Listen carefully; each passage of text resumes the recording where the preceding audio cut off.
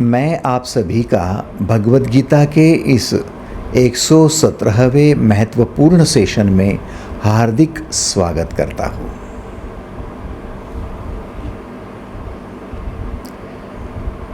जीवन को देखो तो जीवन की कई प्रकार की संभावनाएं हमारे सामने दिखाई देती है।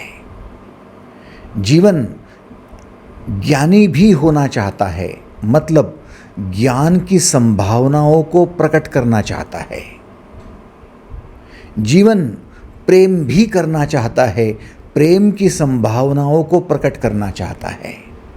जीवन कर्म भी करना चाहता है, कर्म की संभावनाओं को प्रकट करना चाहता है।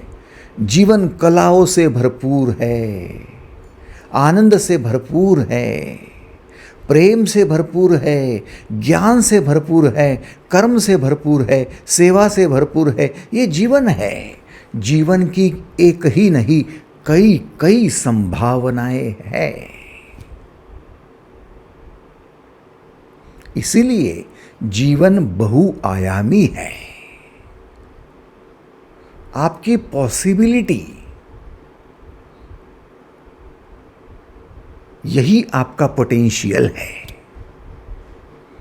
आपकी क्षमता है, आपकी ताकत है, आपकी शक्ति है। और इसीलिए हम हर एक मनुष्य में अलग अलग प्रकार की कला विकसित होते हुए देख रहे हैं।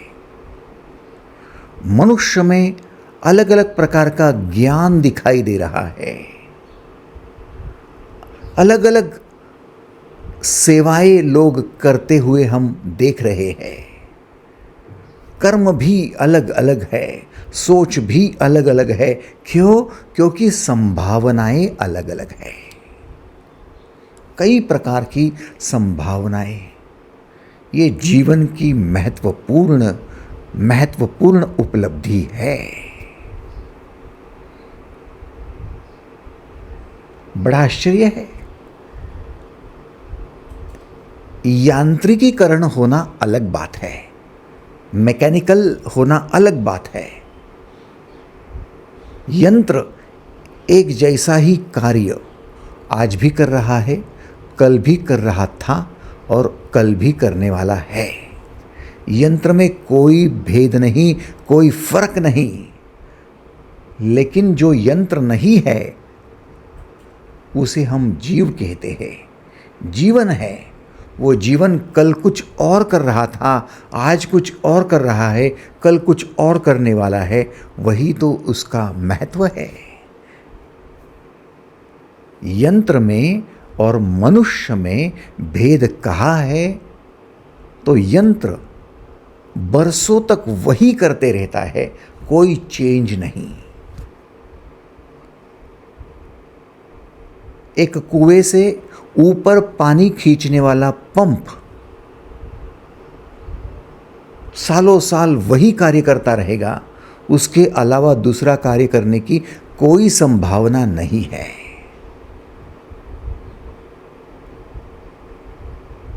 वह पंप 10 साल हो, 20 साल हो, जब तक उसकी लाइफ है तब तक कुएं का पानी खींचने का ही काम करेगा और काम नहीं कर पाएगा। लेकिन मनुष्य कई प्रकार के कार्य करेगा, कई प्रकार की सोच रखेगा, कई प्रकार के आयाम उसके पास है, कई प्रकार की कलाएं हैं, कई प्रकार के गुण हैं।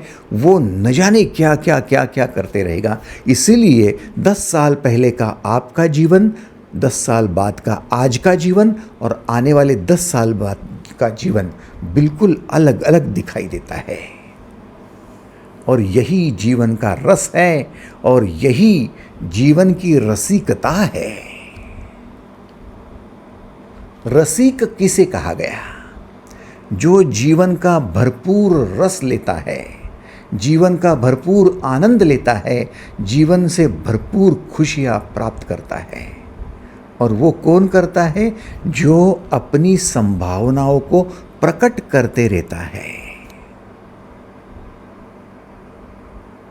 और फिर दूसरा ऐसा कौन है जो रोते रहता है, परेशान रहता है, व्याकुल रहता है, हमेशा दुखी रहता है, वो जो संभावनाओं की तरफ ध्यान न देते हुए किसी और की संभावनाओं को प्रकट होते हुए देखकर उससे ईर्ष्या करता है, उससे द्वेष करता है, वो रोते रहता है।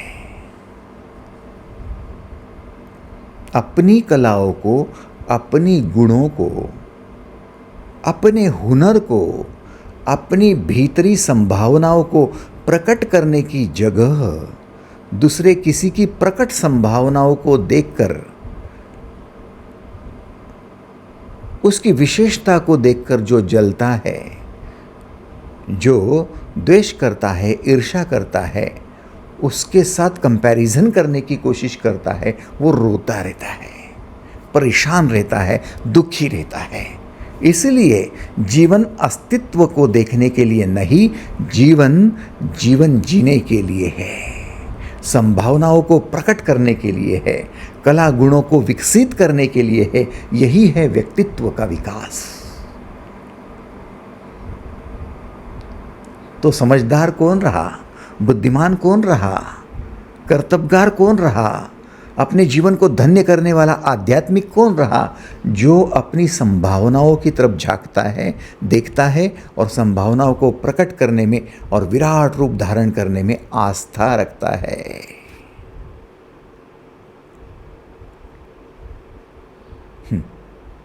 इसीलिए कृष्ण ने कहा 9वें अध्याय के 14वें श्लोक में, राज विद्या राजगुह्य योग में, अर्थात जो राजा बनना चाहते हैं, सम्राट बनना चाहते हैं, उन सम्राट बनने की अभिलाषा आस्था रखते हुए, ऐसे जो अपने जीवन का विकास करना चाहते हैं, उनके लिए ये श्लोक है।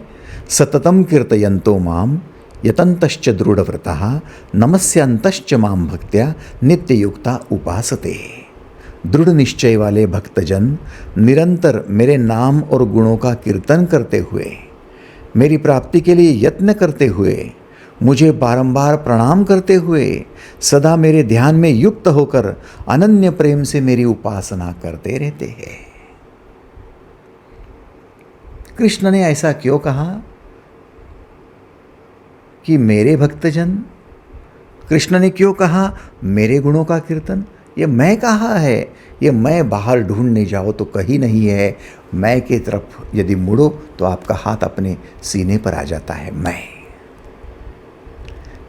चाहे आप बचपन में थे, चाहे जवान हो या चाहे बूढ़े हो, जब भी आपको कोई कहता है और आप जब उसको जवाब देने लगते हो, तब मैं का जब भी उद्बोधन होता है, तब आप अपने सीने पर हाथ रखते हो। मैं कहना चाहता हूँ, मैं करना चाहता हूँ, मेरी एक बात सुनो। मैं का मतलब यहाँ मतलब भीतर, भीतर मतलब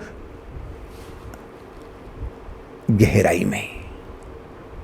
तो वो मैं जो कृष्ण बात कर रहे हैं, वो भीतर की बात है, गहराई की बात है। और कृष्ण कहते हैं दृढ़ निश्चय वाले भक्तजन मेरे नाम और गुणों का कीर्तन करते हैं। मतलब भीतर में जो गुण और भीतर में जो कलाएं हैं, उनका कीर्तन करते हैं, उनके बारे में सोचते हैं, बार बार उसी का चिंतन करते हैं, मेरी प्राप्ति के लिए यत्न करते हैं। जो भीतर गुण है छुपे हुए, अव्यक्त है, उन गुणों का धीरे धीरे धीरे अभ्यास करके विकास करना पड़ता है। हर रोज रियाज करना पड़ता है। जैसे कोई चित्रकार रियाज करता है, जैसे कोई संगीतकार, गीतकार रियाज करता है। अभ्यास करना हर रोज। मुझे बारंबार प्रणाम करते हैं। भीतर से जो कुछ प्रकट होता है उसी को प्रणाम किया जाता है, क्योंकि उसी से चमत्कार दिखाई देता है, आपका विकास होता है। सदा मेरे ध्यान में युक्त होकर मेरी अनन्य प्रेम से उपासना करते हैं, मेरा सानिध्य पाते हैं। उपासना का मतलब सानिध्य, और मेरे ध्यान में रत रहते हैं। तो बुनियादी बात है, जो व्यक्ति आध्यात्मिक होता है वो भीतर की ओर मुड़ता है। खुद के साथ कंपटीशन करो, खुद के साथ कंपैरिजन करो, कंपैरिजन करनी है तो आप जो कल जीवन जिए थे उसकी कंपैरिजन आज के साथ करो। सुल्तान की लड़ाई खुद से है, सुल्तान की कंपैरिजन भी खुद से है, कंपटीशन भी खुद से है। यही उसकी लड़ाई है कि कल जो किया था आज +1 है क्या, कल जो कलाएं और कल जो गुण प्रकट किए थे आज थोड़ा उसमें और ज़्यादा का जोड़ दूँ, और सफाई से कर लूँ, और शांति से कर लूँ, और प्रेम से कर लूँ, और ज़्यादा आत्मीयता के साथ कर लूँ। जैसे जैसे आप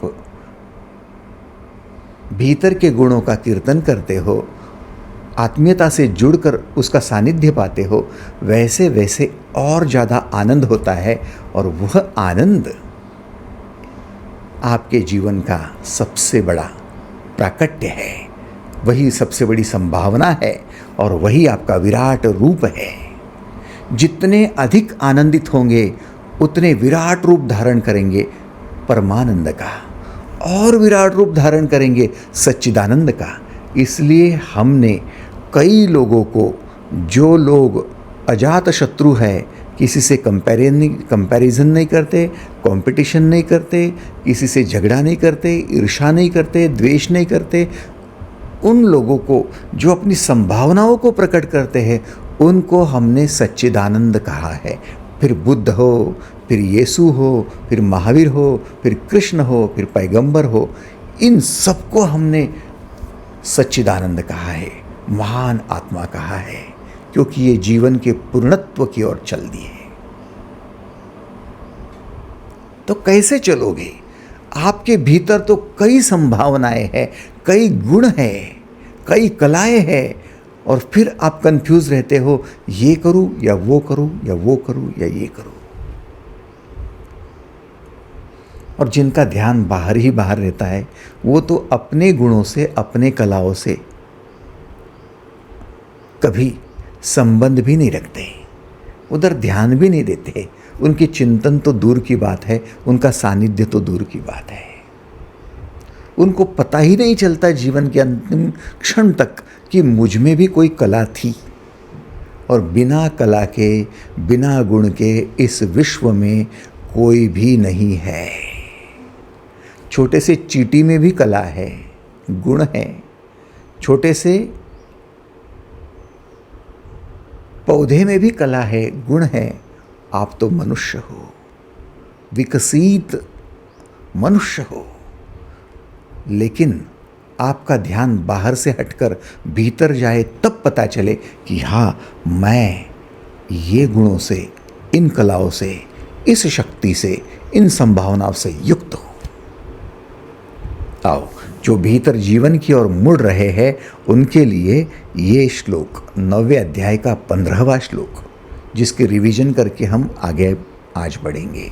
ज्ञान यज्ञेन चापन्ने यजंतो मामुपासते एकत्वेन पृथक्त्वेन बहुधा विश्वतो मुखम।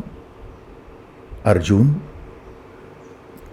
कुछ ज्ञान योगी है जो मुझ निर्गुण निराकार ब्रह्म का ज्ञान यज्ञ के द्वारा अभिन्न भाव से पूजन करते हुए मेरी उपासना करते हैं। और दूसरे कई ऐसे लोग हैं जो बहुत प्रकार से स्थित मुझ विराट स्वरूप परमेश्वर की पृथक भाव से उपासना करते हैं। इसका मतलब परमात्मा की उपासना करने वाले कई प्रकार के लोग हैं, क्योंकि कई प्रकार की उनकी संभावनाएं हैं। जहां पॉसिबिलिटी ही अनेक है वहां मार्ग भी तो अनेक होंगे।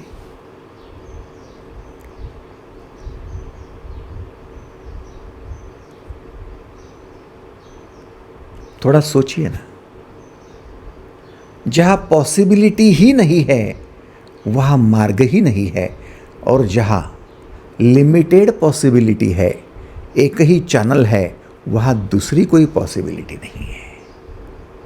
जैसे मैंने कहा, यंत्र, कोई यंत्र होता है उसकी पॉसिबिलिटी होती है, लेकिन विशिष्ट चैनल में, कि कुएं से पानी निकालने वाला पंप एक चैनल बन गया कि कुएं से पानी निकालेगा, उसकी पॉसिबिलिटी है। अभी वो यदि बंद है, उसको यदि विद्युत का सप्लाई नहीं दिया है तो कोई पॉसिबिलिटी नहीं कि वो पानी फेंकेगा। लेकिन यदि स्विच ऑन कर दो, पंप ऑन हो जाए, उसमें विद्युत धारा बहने लगे, तो फिर क्या होगा? पॉसिबिलिटी है कि वो पानी ऊपर फेंकेगा, 20 फीट से, 40 फीट से, 100 फीट से, 200, 400। आप देखते हो बहुत गहरा कुआं होता है, बोरिंग किया जाता है और 500, 600, 700 फीट से पानी ऊपर भेजा जाता है।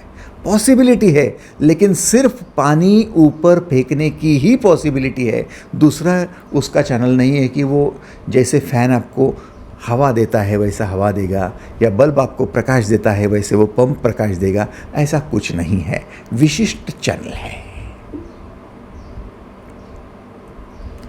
पॉसिबिलिटी है लेकिन लिमिटेड, क्योंकि वो यंत्र है और ये जीवन है। आप यंत्र हो या जीवन हो? यदि जीवन हो तो आपकी बहुआयामी व्यक्तित्व को आपको विकसित करना है, ध्यान देना। और दूसरी बात, यदि मनुष्य हो तो पॉसिबिलिटी लिमिटेड हो ही नहीं सकती, आप अनलिमिटेड हो। अनलिमिटेड हो आप। इसलिए तुकाराम महाराज ने कह दिया था, तुका आकाशा एवढा। आकाश को कोई सीमा नहीं, आकाश को कोई लिमिट नहीं, आकाश की कोई मर्यादित पॉसिबिलिटी नहीं, अमर्याद है। आकाश के भीतर सब है। कई सूर्य है, कई ग्रह है, आकाश के भीतर कई आकाश गंगाएं है, आकाश के भीतर सब है। चींटी से लेकर हाथी से लेकर बड़े बड़े सूर्य तक सब है। तो सोचिए आप, कृष्ण के विराट रूप को देखकर जैसे अर्जुन डर गया था, वो विराट रूप और कुछ नहीं, उसकी सब पॉसिबिलिटीज थी। तो सोचो आप, आपकी 2 पॉसिबिलिटी दिखाई दी तो आपको कितना आनंद होगा। 5 दिखाई दी, 10 दिखाई दी, अनगिनत दिखाई दी, तो आपको तो उन पॉसिबिलिटीज़ को, उन संभावनाओं को देख देख कर ही जीवन जीने में रस आएगा और चीज़ों की जरूरत भी नहीं पड़ेगी। सोचो ना, पिता की एक छोटी सी बेटी होती है तो पिता को इतना प्यार करती है, वो इतना प्यार करती है। पिता कहता है बार बार ऑफिस जाने से पहले, बेटी आज दिन भर बड़ी खुश रहना। शाम को घर पे आते ही, अरे बेटी तो खुश है ना? क्यों पिता का ध्यान बार बार बेटी की तरफ जा रही है? क्योंकि वो पिता के साथ प्रेम से जुड़ी है, पिता को पिता के रूप में देख रही है। वही बड़ी हो जाती है तो उसके जीवन में और एक व्यक्ति आता है, उसको पति के रूप में देखती है। अब पति के रूप में देखती है तो पति उसके साथ घूमने लगता है, ऑफिस जाने से पहले, ऑफिस में आने के बाद। तो इतना कैसे वो पति के साथ जुड़ जाती है? बचपन में तो एक आयाम था कि पिता के साथ जुड़ी है, अब जवान है तो पति के साथ जुड़ गई, दूसरा आयाम हो गया। और फिर बूढ़ी होती है तो पुत्र के साथ ऐसी जुड़ जाती है कि उस माँ को थोड़ा दर्द होता है तो बेटे को लगता है, अरे माँ ये दवाई ले ले, अरे माँ उस डॉक्टर के पास चल। बहुआयामी है, संभावनाएं अनेक है आपकी। एक ही जीवन है, लेकिन बेटी का रोल भी है, पत्नी का रोल भी है और माँ का रोल भी तो है। तो ये किमिया कहाँ से आई आप में? आपके उन गुणों को, उन कलाओं को, उन संभावनाओं को आप विकसित करते रहे। लेकिन यदि भीतरी संभावनाओं की तरफ ध्यान ही नहीं दिया तो नहीं आप सक्सेसफुल बेटी कहलाती हो, नहीं सक्सेसफुल पत्नी कहलाती हो, नहीं सक्सेसफुल माँ भी कहलाती हो। है तो आप स्त्री, लेकिन आप वंचित रह गई। एक अच्छी माँ बनने से, अच्छी बेटी बनने से या अच्छी पत्नी बनने से। समझ रहे हो आप? एक यंत्र ये नहीं कर सकता। आपके घर में रोबोट है और वो झाड़ू बुहारी कर रहा है, स्वीपिंग का काम कर रहा है, और वो रोबोट जो साफ सफाई कर रहा है वो उतना ही काम करेगा। जब से आपने उसको घर में लाया है तब उसकी एक ही अहमियत होगी, साफ सफाई करो। उसके अलग अलग रोल नहीं होंगे, लेकिन आपके रोल है।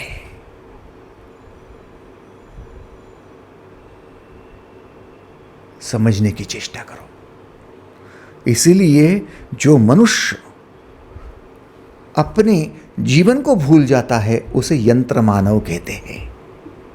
यंत्र मानव का मतलब आप में और मशीन में कोई फर्क नहीं रहा। तो क्या विशेष है भाई साहब? आप में क्या विशेष है? आप में 3 बातें उजागर हो सकती है। पहली है ज्ञान, दूसरा है भाव, और तीसरा है आपका कर्म। ज्ञान यज्ञेन चापन्ने यजन्तो मामुपासते एकत्वेन पृथक्त्वेन बहुधा विश्वतो मुखम। कुछ लोग ज्ञान प्रधान दिखाई देंगे, कुछ लोग भाव प्रधान दिखाई देंगे, और कुछ लोग कर्म प्रधान दिखाई देंगे।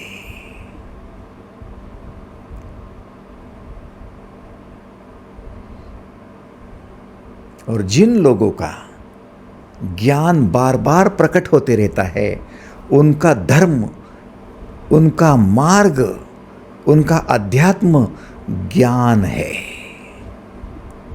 वे ज्ञान मार्ग से जुड़े हुए लोग हैं। कुछ लोग जो अपने भाव से जुड़े हैं, बार बार भाव प्रकट होते हैं, भाव का गुण, भाव की कलाएं प्रकट होती है, उनकी फीलिंग्स, उनके इमोशंस बार बार दिखाई देते हैं। वे लोग प्रेम के राह पर, भक्ति के राह पर, भक्ति के मार्ग पर, भक्ति के धर्म के रास्ते पर अधिक यशस्वी दिखाई देते हैं। ये उनकी भीतरी संभावना है। और कुछ लोग कर्मयोगी दिखाई देते हैं। बार बार बार बार उनका ध्यान काम में ही जाता है।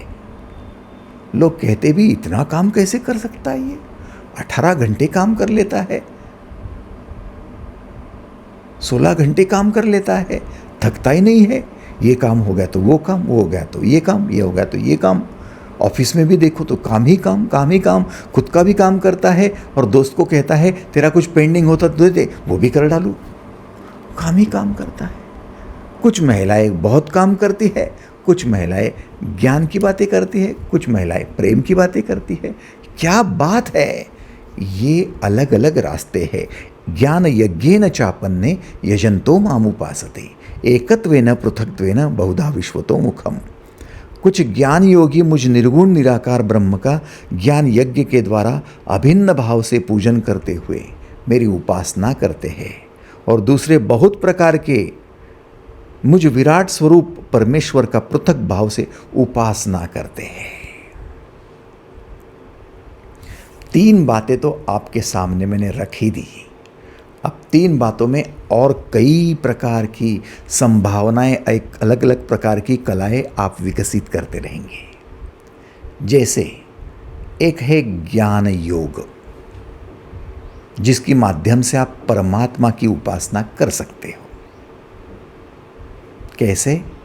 ज्ञान का मतलब पहचान नहीं है, ज्ञान का मतलब जानना है।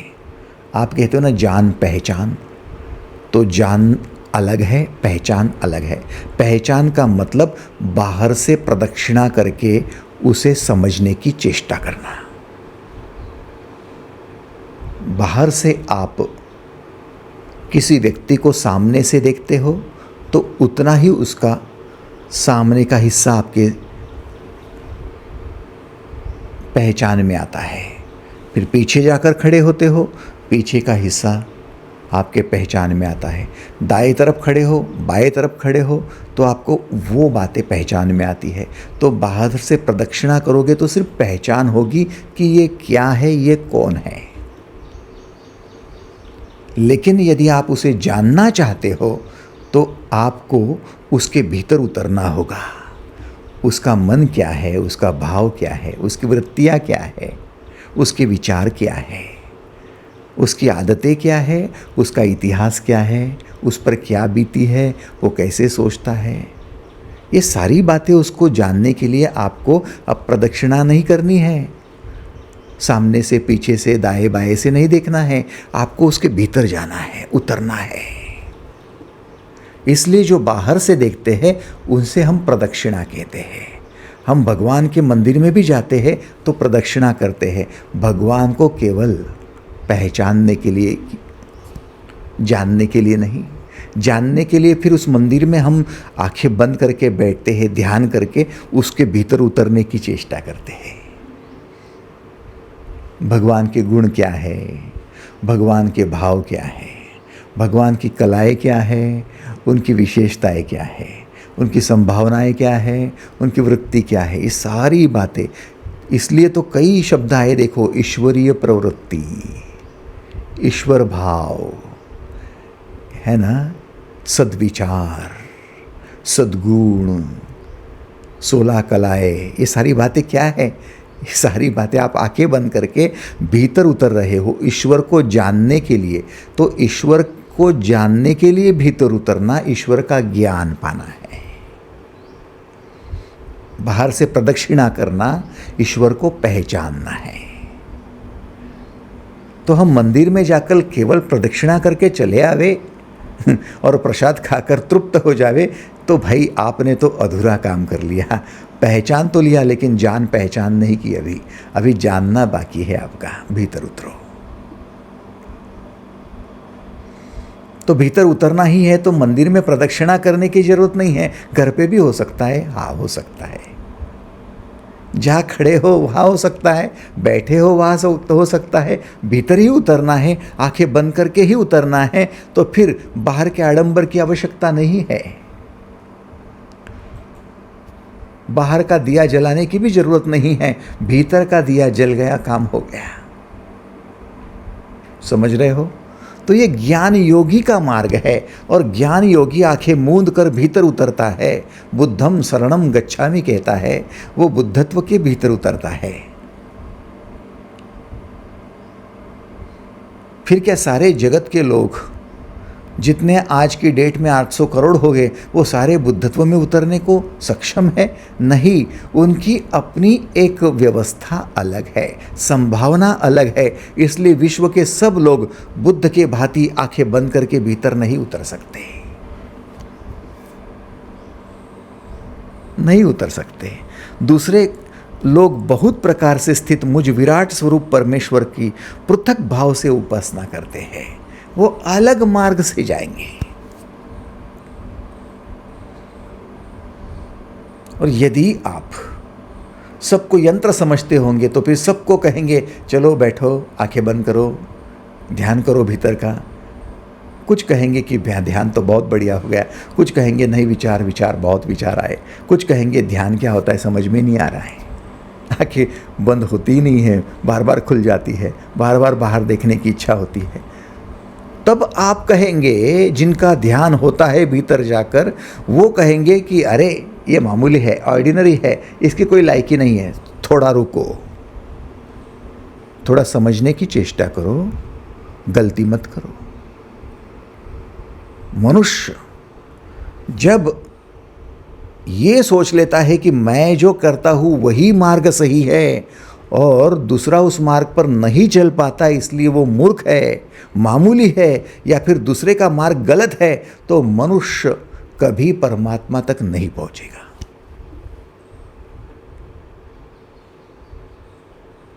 आपको यदि लगता होगा मैं साइंस का विद्यार्थी हूं और कॉमर्स वाले बिल्कुल ही ऑर्डिनरी है, तो आप ही खुद महामूर्ख बनोगे।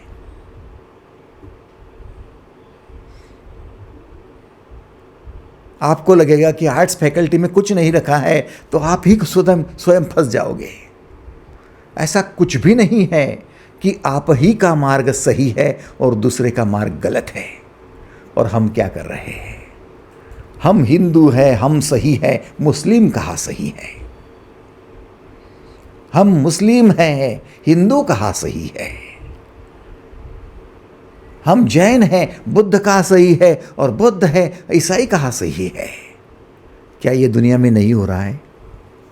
हो रहा है या नहीं हो रहा है? झगड़े क्यों चल रहे हैं? झगड़े इसलिए चल रहे हैं कि हम सही है, आप गलत हैं। यदि हम कहते थे कि हम भी सही है, आप भी सही है, ये आपका मार्ग है, हम अपने मार्ग से चलेंगे, आप अपने मार्ग से चलो, तो दोनों की दोस्ती होती थी, दोनों अपने अपने टिफिन शेयर भी करते थे, दोनों हाथ में हाथ लेकर यात्रा भी कर लेते थे, मजा कुछ और आती थी। झगड़े कहाँ होते थे? झगड़े वही होते हैं जहां एक व्यक्ति दूसरे व्यक्ति को डोमिनेट करने की चेष्टा करता है, तू गलत है ये कहने की चेष्टा करता है, तभी जाकर दूसरा पहले वाले को गलत सिद्ध करने की चेष्टा करता है। झगड़ा वहाँ है। आप सिद्ध करके दिखाओ कि साइंस फैकल्टी में पढ़ने वाले स्टूडेंट ही ग्रेट है। सिद्ध करके बताओ कॉमर्स फैकल्टी में पढ़ने वाले स्टूडेंट ही ग्रेट है, या फिर आप सिद्ध करके बताओ कि आर्ट्स फैकल्टी में पढ़ने वाले ही ग्रेट है। तीनों अपनी अपनी जगह सही है। कितने लोगों को स्वीकार है? धन्यवाद, थैंक यू। वैसे ही हिंदू अपनी जगह सही है, मुस्लिम अपनी जगह सही है, ईसाई अपनी जगह सही है, सब लोग अपनी जगह सही है। ये सोचने में आपका क्या जा रहा है? ये समझने में आपका क्या जा रहा है? कैसी बात करते हो? एक ही इलेक्ट्रिसिटी बह रही है, बल्ब से भी, फैन से भी, गीजर से भी, कूलर से भी, हीटर से भी। फ्रिज ठंडा करता है, हीटर गर्म करता है, बिल्कुल विपरीत दिखता है। आप तो कहेंगे कि गीजर की भाषा में फ्रीज़र बिल्कुल गलत है और फ्रीज़र की भाषा में गीज़र बिल्कुल गलत है।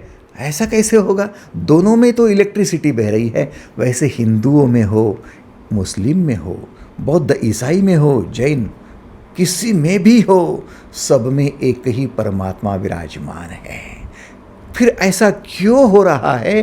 क्योंकि सबकी कलाएं अलग है, सबके गुण अलग है, सबकी क्षमताएं अलग है, और सबसे बड़ी बात, सबकी संभावनाएं अलग है।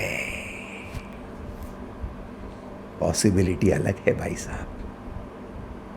इसलिए दो सगी बहनें एक साथ ध्यान नहीं कर पाएगी, ना एक साथ भक्ति कर पाएगी, ना एक साथ कर्म पर कर पाएगी। वो दोनों अपनी अपनी संभावनाओं को लेकर प्रकट हुई है। यही तो अध्यात्म है। जिसको सच्चा अध्यात्म समझ में आया, उसने अपना धर्म चुन लिया और दूसरे को गलत कहना छोड़ दिया। जिसने अपना धर्म चुन लिया और दूसरे को गलत कहना छोड़ दिया, उसको परमात्मा की प्राप्ति हो गई और वो शांति के रास्ते पर चल पड़ा।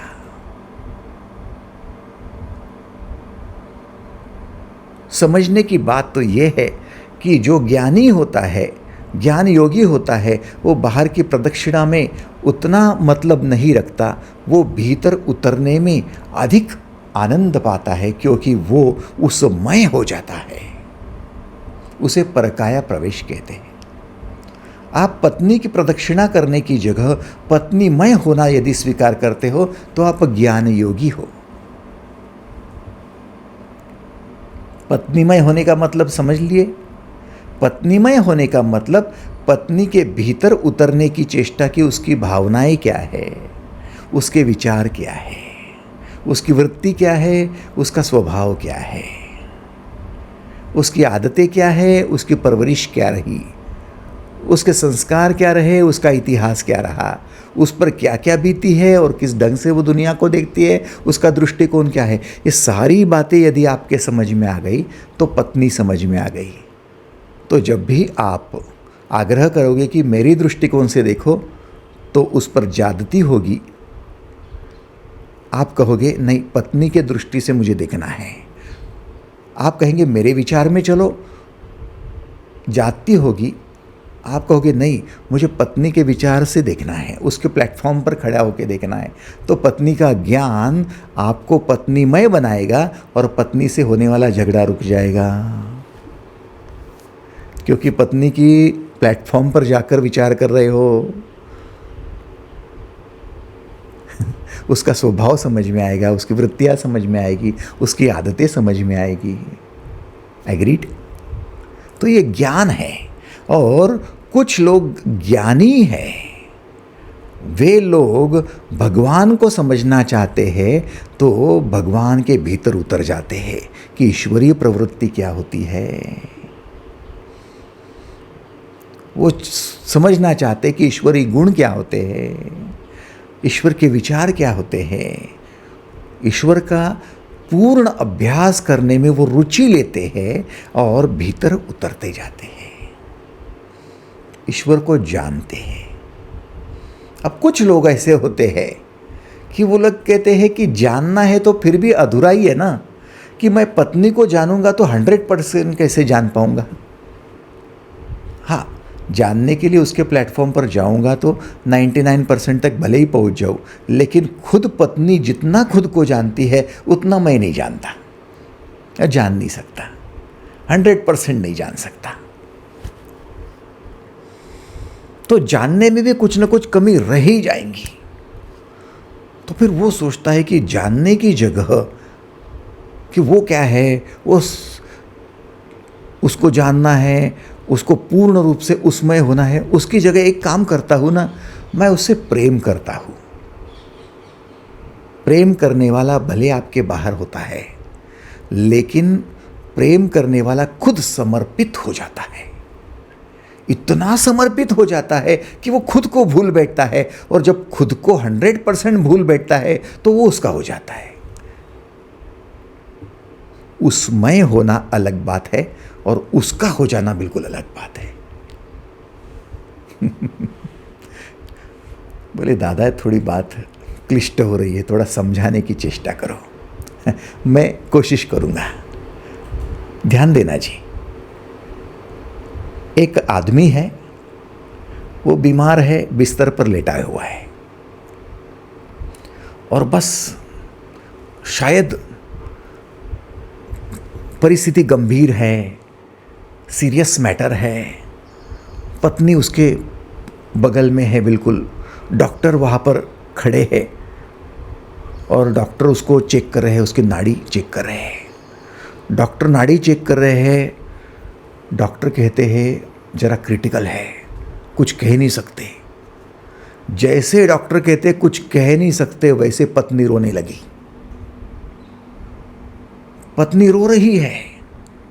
अब थोड़ी देर में डॉक्टर कहते हैं कि नहीं, अच्छा हो जाएगा, ठीक हो जाएगा, चिंता मत करो, कोई बात नहीं है, रोने की जरूरत नहीं है। फिर भी पत्नी रो रही है।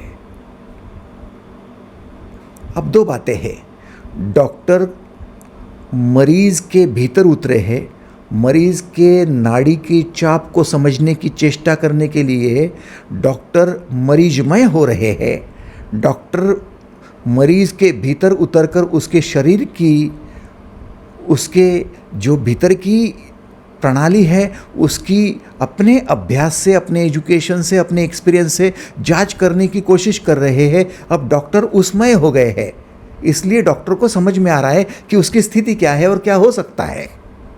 एग्रीड? डॉक्टर भीतर उतरे हैं, लेकिन उस मरीज की पत्नी, न उसने नाड़ी का ज्ञान है उसके पास, न उसने अपने पति के नाड़ी को हाथ लगाया है, न उसको उसके भीतर की व्यवस्था समझती है, न उसको लंग्स क्या है, न उसको इंटेस्टाइन क्या है, न उसको हार्ट क्या है, न हार्ट का पंपिंग क्या है, न इजेक्शन फ्रैक्शन क्या है, न उसको उसका सिस्टम क्या वर्क करता है, कुछ भी पता नहीं है।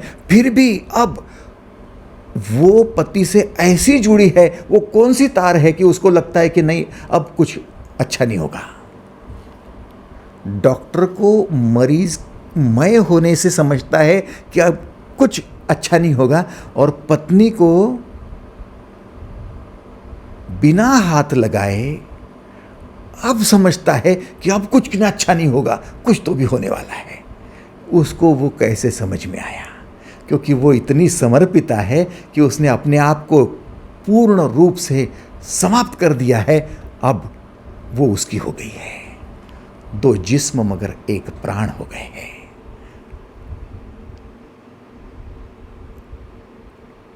कई बार ऐसा होता है कि आपका बेटा बहुत दूर होता है, आपका रिश्तेदार बहुत दूर होता है, उधर उसको कुछ होता है, इधर दिल की धड़कन अचानक से बढ़ जाती है। आश्चर्य होता है आपको, ऐसा क्यों भला हो रहा है कि बेटा अमेरिका में है और यहाँ माँ की धड़कन बढ़ गई, और बाद में फोन आता है कि बेटे का एक्सीडेंट हो गया। क्यों हो रहा है ये? विज्ञान ने खोज करने की कोशिश की, मनुष्य की बात ही नहीं तो अन्य प्राणियों के साथ भी ऐसा किया। उन्होंने हवाई जहाज में एक प्राणी, या फिर पानी के जहाज में एक प्राणी को लेकर गए, बहुत नीचे गहराई में लेकर गए, पनडुब्बी में लेकर गए, और जो प्राणी ऊपर धरती पर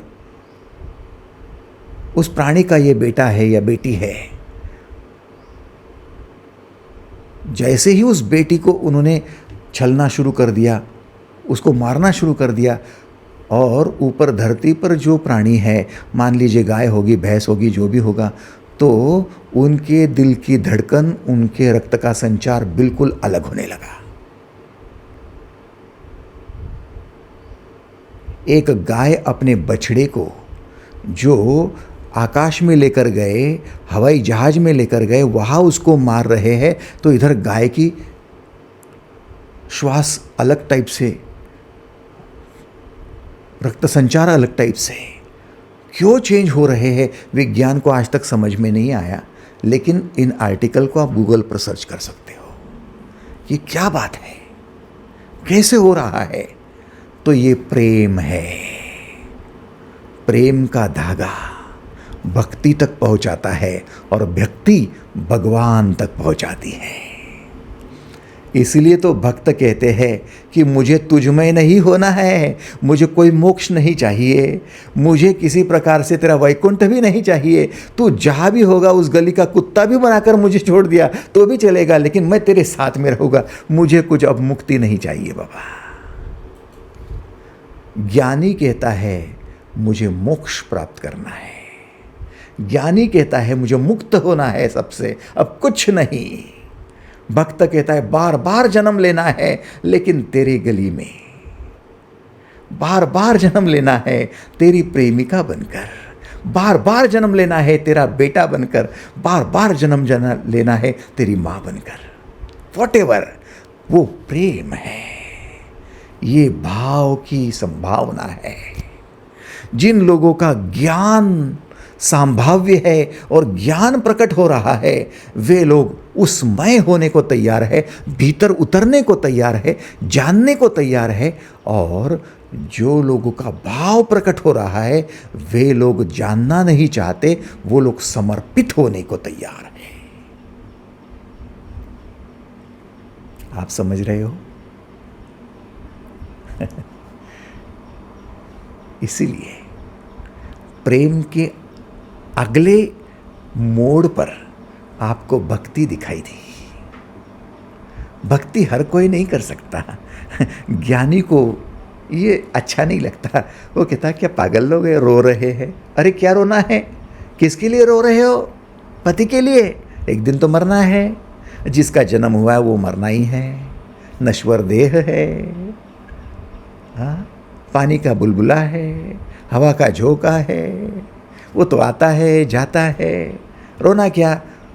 ज्ञानी व्यक्ति रोएगा नहीं, वो ज्ञान की बात करेगा, नश्वर और अनश्वर की बात करेगा, भीतर में डूब जाएगा। लेकिन जो प्रेमी है, वो प्रेमी रोते रहेगा। आंखों के सामने नहीं है तब भी रोएगा, बीमार है तब भी रोएगा, मर रहा है तब भी रोएगा, वो रोते रहेगा। कहेंगे ये क्या लोग हैं, पागल लोग हैं, समझदार नहीं है, मूर्ख लोग हैं, इमोशनल लोग हैं। नहीं, वो उनकी भाव दशा को प्रकट करने वाले भक्तजन हैं।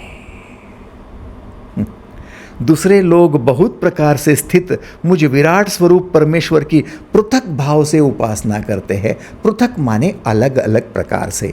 ज्ञान यज्ञेन चापन्ने यजंतो माम उपासते एकत्वेन पृथक्त्वेन बहुधा विश्वतो मुखम। अलग अलग। तो आप यदि भाव भवित व्यक्तिमत्व के हो तो ज्ञान योगी को देखकर अपने आप को कोसने की जरूरत नहीं है। आंखों से अश्रु आते हैं तो फिर उनको रोकने की जरूरत नहीं है।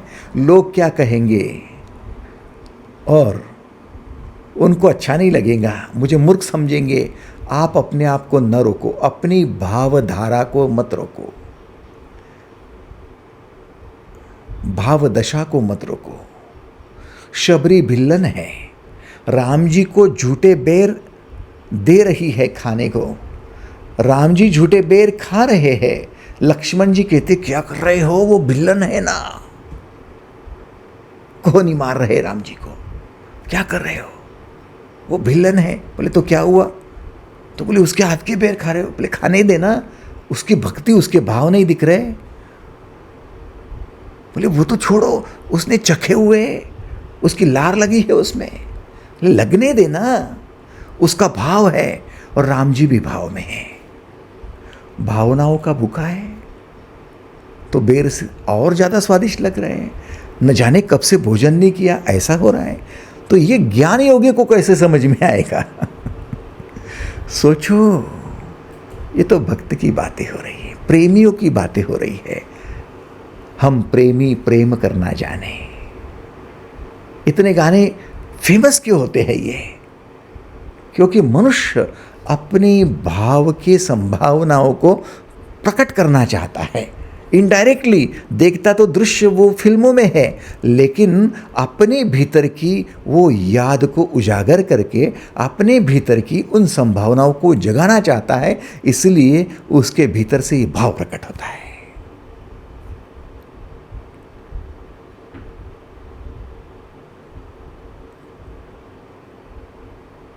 तो जब आप अपनी तरफ देखो तो यदि आप अपने आप को प्रेमी के रूप में देख रहे हो तो फिर प्रेम के आगे एक कदम भक्ति तक रखने की चेष्टा करना। यदि ज्ञान में देख रहे हो तो रूखा सूखा ज्ञान जो किताबों में पढ़ने को आता है, जो धर्म ग्रंथों में पढ़ने में आता है, वो चाहे वेद का हो, चाहे गीता का हो,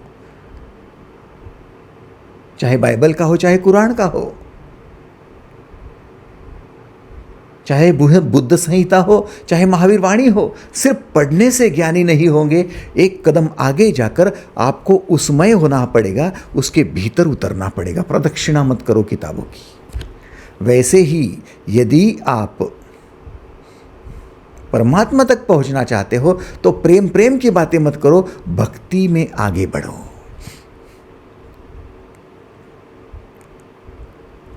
क्योंकि प्रेम करने वाले पीछे रह जाते हैं, भक्ति में उतरते ही नहीं हैं। क्यों नहीं उतरते? क्योंकि प्रेम करते हुए वो 100% समर्पण कर नहीं सकते। पति पर 100% समर्पण होगा, कैसे होगा? नहीं होगा।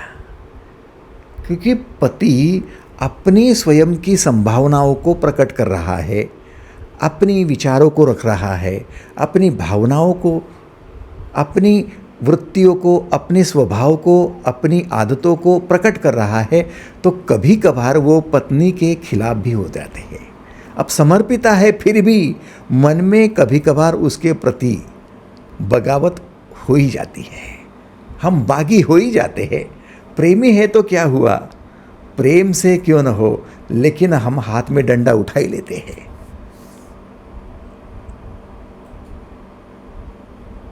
भक्त हाथ में डंडा उठा ही नहीं सकता। भक्त 100% सरेंडर्ड है। भक्त पूर्ण समर्पित है, भक्त ने सब छोड़ दिया है। अब भक्त बिल्कुल बिल्कुल भी नहीं, अपेक्षा ही नहीं करेगा, 1% भी नहीं। इसलिए प्रेम के आगे यदि चलो तो फिर भक्ति है। तीसरी बात, जैसे कि आप उसमय हो जाओगे तो ज्ञानी बनोगे, उसके हो जाओगे तो फिर आप प्रेमी बनोगे, और उसके लिए सब कुछ करोगे तो कर्मयोगी बन जाओगे। कर्मयोगी, कर्म करने में आस्था रखने वाला। तीनों के केंद्र अलग है। देखो, ज्ञान योगी का केंद्र मस्तिष्क है, वो दिमाग से भीतर चलता है, उतर जाता है। भाव प्रकट करने वाले भक्त का केंद्र हृदय होता है, वो हृदयस्थ होता है। उसका मस्तिष्क नहीं, उसका हृदय केंद्र होता है। और कर्म करने वालों का हाथ, उसके हाथ उसका केंद्र होता है। उसके हाथ वही आगे बढ़ते हैं जहां उसे सेवा दिखाई पड़ती है। उसके हाथ वही आगे बढ़ते हैं जहां उसको कोई जरूरतमंद दिखाई पड़ता है। देखो, आप यीशु की तरफ देखो। यीशु हर एक की मदद करने के लिए बिल्कुल व्याकुल है, बिल्कुल तैयार है। यीशु का केंद्र हाथों में है। इसलिए ईसाईयत, इसलिए क्रिश्चियनिटी यीशु को देखकर सेवा में उतर गई। जितनी सेवा ईसाइयों ने जगत में की है, उतनी सेवा और नहीं कर पाया कोई। गरीब है, करो चैरिटी। जरूरतमंद है, पहुंचो वहां पर। चाहे युद्ध की भूमि हो, फिर रेड क्रॉस संस्था बनाओ, जाओ वहाँ पर। जो घायल हुए हैं उनकी सेवा करो। भूकंप है, जाओ वहाँ पर। हैजा है, जाओ वहाँ पर। जितने अस्पताल मिशनरी के दिखेंगे आपको सेवा करने के, और किसी के नहीं दिखेंगे। सेवा की बात हो रही है, पैसा कमाने की, बिजनेस की नहीं हो रही है कि आपके हॉस्पिटल है, मल्टी स्पेशलिटी हॉस्पिटल है, 5 स्टार हॉस्पिटल है, और वहाँ फीस है लाखों करोड़ रुपए में, और आपकी वहाँ सेवा नहीं हो रही, वहाँ बिजनेस हो रहा है। लेकिन जहाँ पर जरूरतमंद है और वहाँ पहुँच जाते हैं, वहाँ पर कर्मयोग हो रहा है। तो जितने ईसाई दिखेंगे, यीशु कर्म के लिए आगे बढ़े, बुद्ध ध्यान करते हुए ज्ञान के लिए आगे बढ़े, महावीर ज्ञान के लिए आगे बढ़े, चैतन्य महाप्रभु भाव के लिए आगे बढ़े, कृष्ण भाव के लिए आगे बढ़े। सिर्फ सोचो, भगवान बुद्ध के हाथ में बांसुरी दे दो,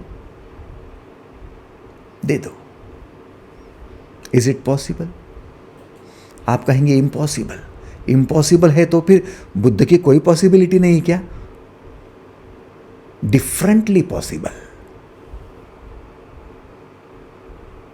सोचो, इस विश्व में इम्पॉसिबल शब्द जो है ना, वो गलत शब्द है। डिफरेंटली पॉसिबल ये शब्द सही शब्द है। आपके लिए जो इम्पॉसिबल लगता है वो इम्पॉसिबल नहीं होता, वो डिफरेंटली पॉसिबल होता है। कृष्ण बांसुरी बजाकर भाव प्रकट कर रहे हैं, बुद्ध शून्य में ध्यान में जाकर ज्ञान प्रकट कर रहे हैं, यीशु हाथ आगे बढ़ाकर सेवा करके कर्म प्रकट कर रहे हैं। सोचो, महावीर भगवान के अनुयायी जैन हैं। क्या भगवान महावीर की मूर्ति के सामने जैन लोग नाच कर सकते हैं, नृत्य कर सकते हैं, झूम सकते हैं? भगवान महावीर नग्न खड़े हैं, झूमने का कोई मतलब ही नहीं रहा, नृत्य का कोई मतलब नहीं रहा। नृत्य कहा जहाँ कृष्ण है बांसुरी बजा रहे, तो क्या कृष्ण ही परमात्मा, फिर भगवान महावीर परमात्मा नहीं? बिल्कुल है, वो ज्ञान में उतरे हैं, ये भाव में उतरे हैं, डिफरेंटली पॉसिबल है। समझने की चेष्टा करो। और फिर हम जैन धर्म में प्रकट हुए, हमारी जैन धर्म में जन्म हुआ, तो इज इट पॉसिबल कि सबके सब जैन केवल ज्ञान के ही मार्ग से चलेंगे? उसमें से किसी को नृत्य करना है, ऐसा कुछ हो, भाव प्रकट करना है, या फिर उसको सेवा करनी है, ऐसा नहीं होगा? ऐसा कुछ है क्या? सोचो, जैन घर में जन्म हुआ है इसलिए सब जैन ज्ञान का ही मार्ग लेंगे, ऐसा हो ही नहीं सकता। किसी भी घर में किसी माता पिता से जन्म लो, वो तो पर्सनल इशू है कि किसी को सेवा करने में आनंद आएगा, किसी को झूमने नाचने में भाव प्रकट करने में आनंद आएगा, और किसी को ज्ञान पाने में, ज्ञानी होने में आनंद आएगा।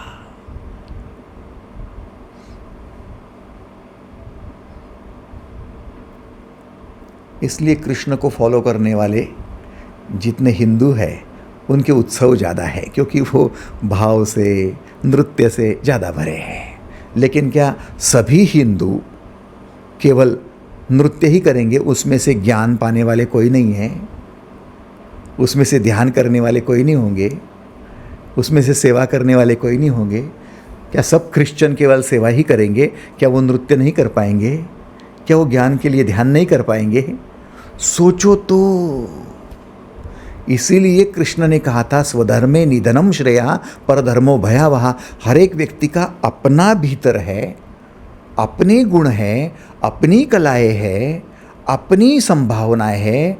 अपनी संभावनाओं को देखकर प्रकट होने की चेष्टा करो तो व्यक्तित्व का विकास होगा। अदरवाइज मॉब साइकोलॉजी कि सब हिंदू झूम रहे इसलिए किसी ने भी सेवा नहीं करनी, किसी ने ध्यान नहीं करना, सिर्फ झूमना ही आपका कर्तव्य है।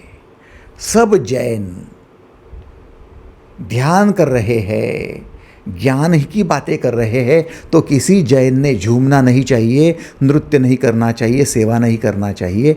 ये मॉब साइकोलॉजी है, गलत है ये। फिर ये जबरदस्ती होती है। सोचिए आप, सब ईसाई सिर्फ सेवा करेंगे, नृत्य नहीं कर पाएंगे। परमात्मा के लिए कोई नृत्य नहीं होगा। नृत्य होगा तो फिल्मी गानों का होगा, लेकिन उसमें परमात्मा नहीं मिलेगा। परमात्मा के लिए नृत्य भी है, परमात्मा के लिए ध्यान भी है, परमात्मा के लिए सेवा भी है, मदद भी है। सब रास्ते आपने हैं। ज्ञान यज्ञेन चापन्ने यजंतो माम उपासते एकत्वेन पृथक्त्वेन बहुधा विश्वतो मुखम। सब मार्ग से मैं हासिल हो सकता हूँ। मैं परमात्मा जो हूँ, मैं सब में हूँ। मैं इलेक्ट्रिसिटी हूँ, बल्ब में भी हूँ, फैन में भी हूँ, मैं गीजर में हूँ, हीटर में हूँ। बिल्कुल अलग अलग गुण है, लेकिन सब में मैं ही बहता हूँ। मैं परमात्मा हूँ। समझ रहे हो? कोई भेद करने की जरूरत नहीं। आओ 9वें अध्याय का 16वां श्लोक देखो, पढ़ो गीता। अहम क्रतुर अहम यज्ञः स्वधाहम अहम औषधम मंत्रोहम अहम ऐवाज्यम अहम अग्निर अहम हुतम। ऋतु मैं हूँ, यज्ञ मैं हूँ, स्वधा मैं हूँ, औषधि मैं हूँ, मंत्र मैं हूँ, घृत मैं हूँ, अग्नि मैं हूँ, हवन मैं हूँ, सब मैं हूँ। क्यों? क्योंकि मैं इलेक्ट्रिसिटी हूँ, मैं ऊर्जा हूँ, मैं चैतन्य हूँ, मैं नृत्य में भी हूँ, मैं ध्यान में भी हूँ, मैं शांत बैठने में भी हूँ, मैं झूमने नाचने में भी हूँ, मैं सेवा करने में भी हूँ, मैं हर जगह हूँ, मैं हर जगह हूँ। आप मुझे बाइफरकेट मत करो, मैं सब में हूँ। ऐसा मत समझो कि ध्यान केवल बैठने से ही होता है। बैठने से एकांत का ध्यान होता है, नृत्य में भाव का ध्यान होता है और कर्म में सेवा का ध्यान होता है तो ध्यान ही ध्यान। आप देखते नहीं हो कि कुछ लोग कर्मयोगी होते हैं, इतने काम में व्यस्त होते हैं, 5 घंटे 6 घंटे बिल्कुल गर्दन ऊपर नहीं करते, अपने काम से काम। तो क्या उनका ध्यान नहीं हो रहा है काम में? हो रहा या नहीं?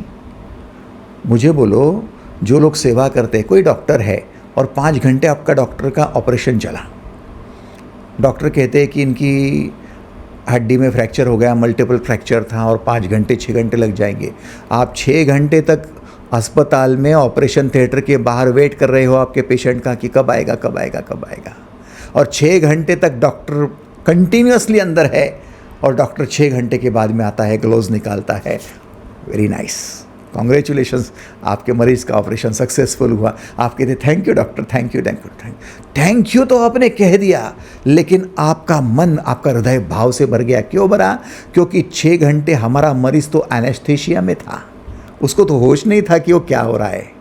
आप तो बाहर वेट कर रहे थे, प्रार्थना कर रहे थे कि अच्छा हो जाए अच्छा हो जाए, लेकिन जो भीतर कर्म कर रहा था ना 6 घंटे, ना उसका एनेस्थीसिया चढ़ा था, ना नशे में वो था, ना वो प्रार्थना कर रहा था, वो तो कर्म कर रहा था। और कर्म लगातार 6 घंटे कर रहा है, सब कुछ भूल कर रहा है। मामूली बात थी क्या? क्या वो ध्यान नहीं था? Question mark. आप बाहर प्रार्थना का ध्यान कर रहे थे, डॉक्टर भीतर कर्म का ध्यान कर रहा था, सेवा का ध्यान कर रहा था। ऐसा मत सोच लेना कि मेरा ध्यान ही नहीं लगता आंखें बंद करके, वो बुद्ध का ध्यान है, उस स्वभाव के लिए, उसमय होने वाले के लिए है। उसका होने वाला जो है वो प्रेम का ध्यान होता है, उसके लिए करने वाले का सेवा का ध्यान होता है। 3 बातों को कभी मत भूलना, उसमय होना, उसका होना, उसके लिए हो जाना। 3 बातें मत भूलना, ज्ञान, भाव और सेवा। 3 ध्यान मत भूलना, बैठने का ध्यान, नृत्य का ध्यान और सेवा का ध्यान। ये ध्यान है। सब में मैं हूं, ऋतु मैं हूं, यज्ञ मैं हूं, स्वधा मैं हूं, औषधि भी मैं हूं, मंत्र मैं हूं, घृत मैं हूं, अग्नि मैं हूं, हवन भी मैं हूं, मेरे अलावा कुछ नहीं है। इसलिए जितनी भी संभावनाओं से आप प्रकट हो रहे हो, मुझ में ही आकर मिल रहे हो। नदी सागर में जाकर मिल रही है। ज्ञान योगी कहेगा जाना ही है सागर में, तो काहे इतना परेशान हो रही हो? खुद को सागर ही घोषित कर देना, मैं ही सागर हूँ। जैसे अहम ब्रह्मास्मि, ज्ञान योगी कहता है मैं ब्रह्म हूँ, तो नदी नदी क्यों रहती है? तू बन जाना सागर, तू ही तो सागर है। आखिर में जाएंगे तो वही जाएंगी, आखिर समाधि तो उसी में होनी। तो अभी से डिक्लेरेशन दे दे कि मैं ही सागर हूँ, अहम ब्रह्मास्मि, मैं ही सागर, अहम सागरास्मि। लेकिन वो कहते नहीं, रुकना, मुझे उसका आनंद लेने दे, मुझे तपोवन से निकलने तो दे, मुझे झूमती बलखाती हुई, नाचती हुई, भाप भाप बनी हुई फिर गंगोत्री में प्रकट तो होने दे। गंगोत्री से छलकती हुई, पत्थरों के साथ में टकराव करती हुई, झूमती नाचती हुई आगे धीरे धीरे जाने तो दे। उत्तर काशी में जाने दे, धीरे धीरे आगे जाने दे। गंगा सागर में जाऊंगी तब सागर में जाऊंगी, लेकिन तब तक तो मजा लेने दे। प्रेमी है, प्रेमी जो भाव प्रकट करते हैं वो अस्तित्व खोने को तैयार नहीं। वो बोलते भगवान तू है लेकिन मैं भी हूं, तू प्रभु है मैं भक्त हूं। सभी भक्त यदि कहने लगे अहम ब्रह्मास्मि, हम ही ब्रह्म हैं, तो फिर भक्त नहीं बचेगा। फिर भक्ति कौन करेगा? हमको करने दे, हमको करने दे। तो संभावना है इसलिए चॉइस है, चॉइस है इसलिए कलाएं अलग अलग प्रकार से प्रकट हो रही है, गुण प्रकट हो रहे हैं। तो आपने कंफ्यूज मत हो जाना कि भक्त ही बढ़िया होते हैं, कि ज्ञानी ही बढ़िया होता है, कि सेवा करने वाला ही बढ़िया होता है। देखो ना, कोई यदि ईसाई चर्च में जाता है और चर्च में यदि उनके फादर को या वहाँ पर जो सिस्टर है, मदर है, उनको यदि पता चला कि इनके घर पे कोई बीमार है या फिर उनके पड़ोस में कहीं आग लगी है, तो वो चर्च में फादर कहेंगे सबसे पहले इस चर्च को छोड़ो, प्रार्थना को छोड़ो, जाओ जाओ पहले वो आग बुझा कराओ, पहले सेवा करो, जाओ जाओ। तो उनको सेवा की प्रायोरिटी है। और कोई ध्यान करने वाला, ज्ञान करने वाला ज्ञानी होगा और कोई उसके घर पे मर रहा है, तो वो कहेगा कि वो मरने दो, वैसे भी तो मरना ही है, लेकिन मैं मेरे भीतर में पहले उतर जाऊँ। कई लोग आपको ऐसे दिखाई देंगे जो कर्तव्य तत्पर होते हैं और अपना कर्तव्य निभाते हुए उनके कोई मृत्यु को प्राप्त होते वो जाते भी नहीं है वहाँ पर। तो उनको इस प्रकार से सेवा से लेना देना नहीं है, उनका भाव भी उनके लिए नहीं उमड़ पड़ता है, वो अपने ज्ञान में प्रकट होते हैं। तो सब अलग प्रकार के हैं। आपने उनके इन्फ्लुएंस में आकर अपना धर्म नहीं छोड़ना चाहिए। भीतर उतरो, ढूंढो अपने आप को, या मैं ज्ञानी हूँ, या मैं कर्मयोगी हूँ, या मैं प्रेमी हूँ, भक्त हूँ। ढूंढो अपने आप को और उस प्रकार से अपनी यात्रा शुरू करो, तब जाकर आपका कल्याण होगा। आज के लिए बस इतना ही। धन्यवाद।